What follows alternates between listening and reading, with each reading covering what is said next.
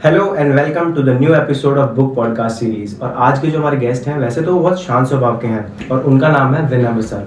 और हमें अभी अभी पता लगा है कि उन्होंने एक बहुत ही अच्छी बुक रीड करी है जिसका नाम है rich dad and poor dad. तो बाकी उन्हीं से जानते हैं उन्होंने क्या बुक में से रीड किया, कौन कौन सी चीज़ें उन्होंने अडॉप्ट करी। बाकी अभी उनसे ही मिलते हैं, डायरेक्ट आपको उन्हीं के पास लेके चलते हैं। और हाँ, पॉडकास्ट स्टार्ट होने से पहले आप लोग हेडफोन्स लगा लीजिए और कॉफ़ी का मग हाथ में ले लीजिए।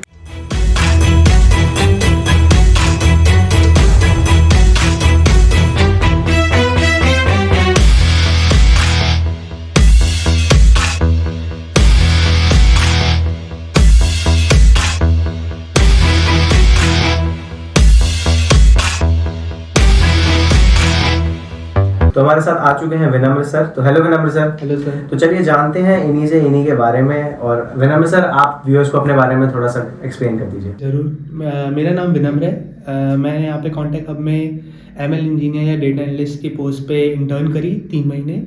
और अब मैं अभी यहाँ पे नया बुक कल्चर इवेंट शुरू हुआ है, तो मैंने सोचा कि जो मैंने बुक पढ़ी है उसके बारे में थोड़ी इन्फॉर्मेशन शेयर करूँ, थोड़ा इन्फॉर्मेशन रिवील करूँ यहाँ पे। अभी उस बुक के बारे में हमारे व्यूअर्स को थोड़ा सा एक्सप्लेन कर दीजिए कि वो बुक किस बारे में है और उनके ऑथर कौन है, और थोड़ा सा उनके ऑथर के बारे में भी एक्सप्लेन कर दीजिए। ज़रूर। जो मैंने बुक रीड करी है उसका नाम है rich dad poor dad.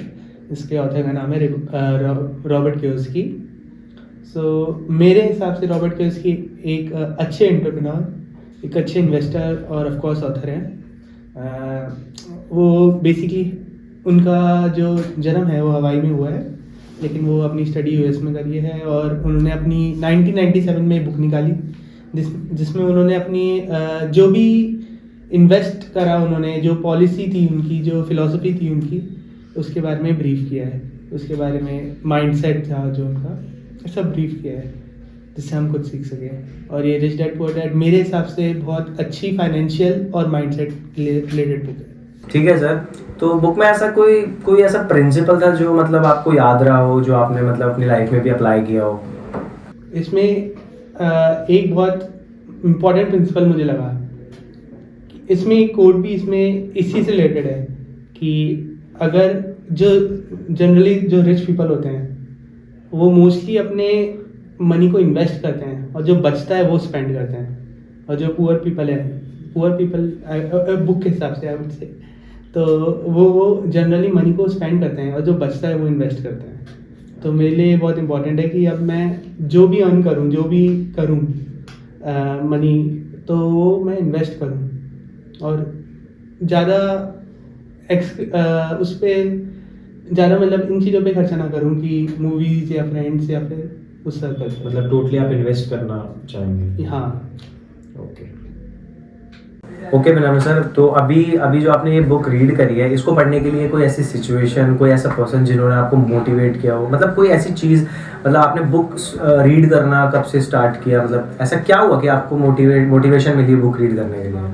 Actually book reading एक अच्छी हॉबी है जो मेरे दोस्तों से सीखा मैंने।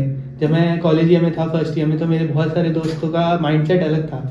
उनका माइंडसेट इन्वेस्टिंग, बिजनेस, इंटर्नशिप उस तरफ ज़्यादा मोटिवेटेड था, ज़्यादा उत्साहित था। तो मैंने उनसे पूछा कि उनको मतलब ऐसे माइंडसेट उन्होंने कहाँ से पाया। तो उन्होंने बताया कि बुक रीडिंग अच्छा ऑप्शन है और उन्होंने मेरे को थोड़ी बुक्स भी रिकमेंड करी।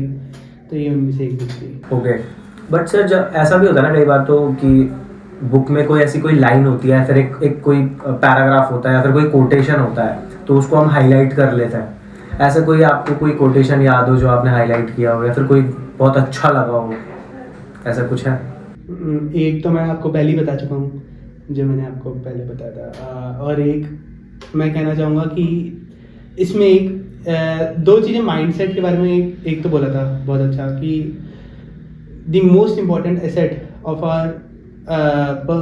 अ person is its mind. If you cultivate it well it will always grow. So एक तो ये मुझे बहुत अच्छा लगा। और एक और है, don't let the fear of losing be greater than the excitement of winning.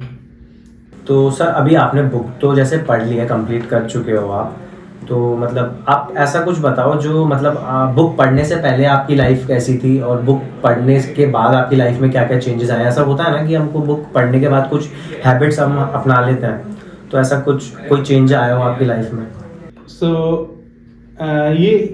ये मतलब बहुत इम्पोर्टेंट है, क्योंकि इसमें दो चीज़ें बुक से मुझे ये सीखने को मिली। सबसे बड़ी कि इसमें एक एग्जांपल दिया गया है बुक में कि जब जैसे इसमें जो ऑथर है उसके दो डैड हैं, एक रिच डैड एक पुअर डैड।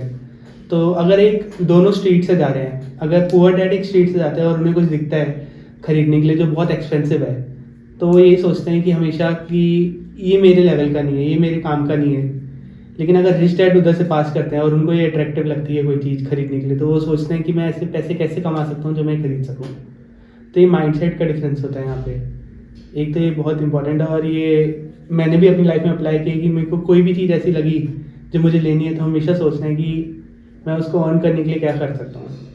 और एक मैं कहूँगा कि इसमें बहुत अच्छा एग्जांपल दिया था रैट रेस का इस बुक में, कि हमारी ज़िंदगी हमेशा ऐसी चलती है कि हम जॉब करते हैं, मनी अर्न करते हैं और फिर इसको स्पेंड कर देते हैं और फिर अगले दिन वापस जॉब पे चले जाते हैं।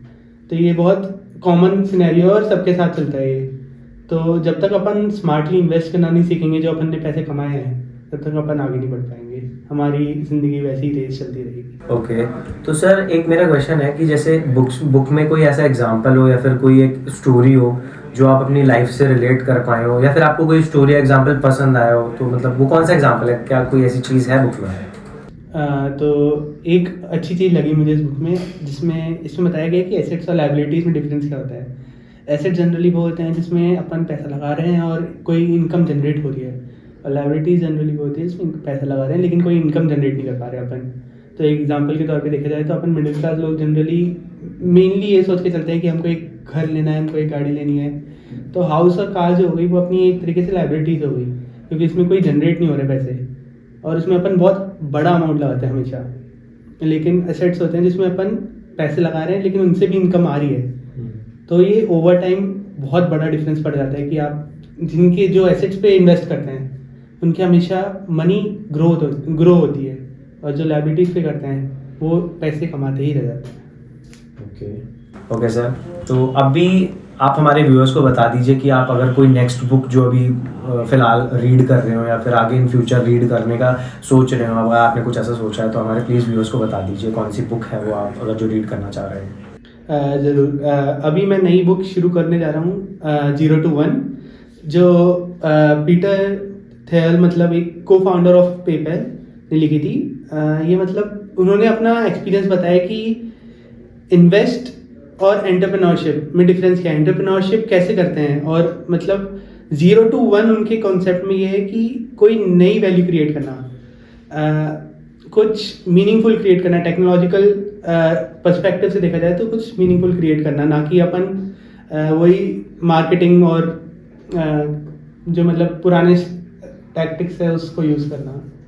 तो वो 0 to N हो गया जो पुराने टैक्टिक्स हैं, और 0 to 1 मतलब कुछ न्यू क्रिएट करना जो बहुत मीनिंगफुल है।